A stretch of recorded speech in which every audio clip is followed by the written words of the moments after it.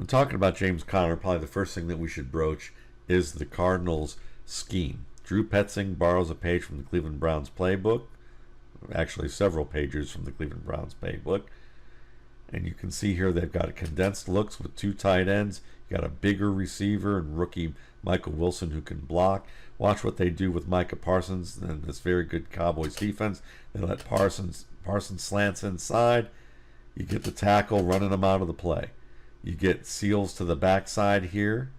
And then you have Ertz downfield, McBride sealing the outside, and that gives a one-on-one with Michael Wilson to be able to take the inside shoulder and turn that man outside. And look at Conner just split that little crease. Looks like a big crease as he's heading downhill. And he attacks it with vigor. Now you can see it's a little bit of a hook here by the backside lineman. And hooks this linebacker. Certainly might have been able to be called as a penalty. But it doesn't nullify really the point of this is that they're using more power runs. They have enough firepower up front that's healthy to do the job even against good defenses.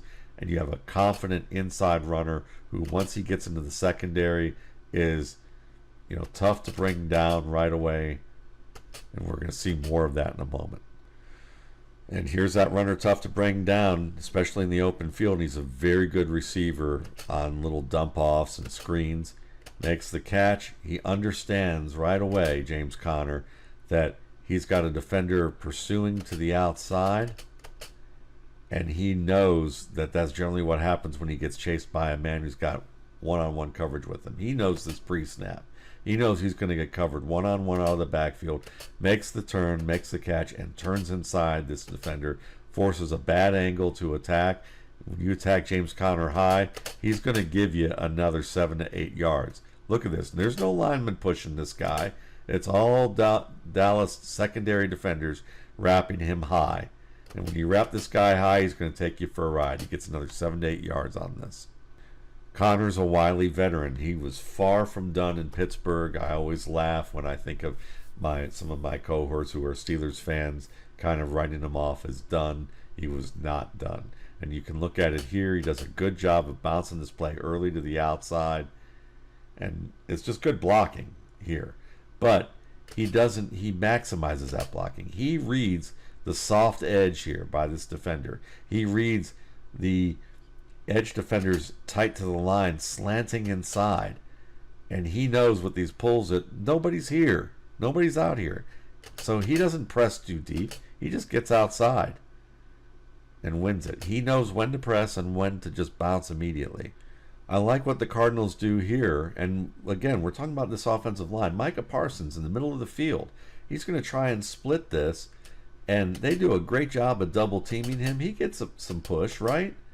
But not enough to affect this play.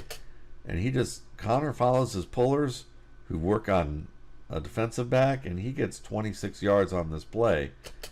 And they handled the double team very well on Parsons to keep him from disrupting. So they're learning from what they were seeing on tape. And they're able to look at Parsons and say, look, we got to get 2 guys on him. And it's basically Conner's responsibility to beat 96 down the line, which he easily is able to do. You get double teams to the left edge, follow the puller. Look at the big crease there. So if you understand how to block up the most disruptive sources, Micah Parsons, you're going to get a big gain on plays like this. So it tells you that the offensive line is playing well. They're in good sync here and have a nice plan against the most impactful players on the defense. When Conner needs to press tight to the line, he knows how to do that. Watch him get within 1 step here so that he can get that cutback, beat 56, downhill, 12 yards. And again, good pass receiver. Even if the pass isn't exactly where it needs to be over the front shoulder and it's near the back, look at him extend the arms to that back shoulder. Awkward turn that you have to make here while running towards the boundary. Turn against your break point. But he catches this ball, snares it, turns upfield, gets a few more yards. And again, this team's going big. You got 3 tight ends in this look, even though they're not, they're detached from the line. And then you have Michael Wilson in here. Why they do that? Well, you got Micah Parsons lined up here. They're going to toss to the opposite side of that. And watch what you get here. You get slanting defender inside who gets pushed out of the play. You've got two good blocks setting up right here. A nice seal to the outside on 55. Connor gets the choice, reads the leverage, cuts downhill just past Parsons. Parsons wraps him up. Fine. You're looking at 7 yards. It's a nice play. Nice design away from the most impactful defender, Micah Parsons. On top of that, look at Michael Wilson, the Stanford receiver on the opposite side. Look at him get downhill and seal off 26.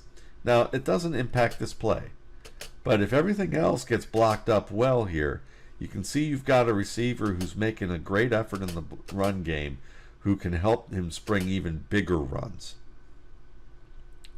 Like other good running backs who break tackles, like other good running backs who know how to break tackles, he knows how to run through trash here, get his feet and knees high. Watch this. High feet, high knees, high feet, high knees, high feet. Gets him past number 95.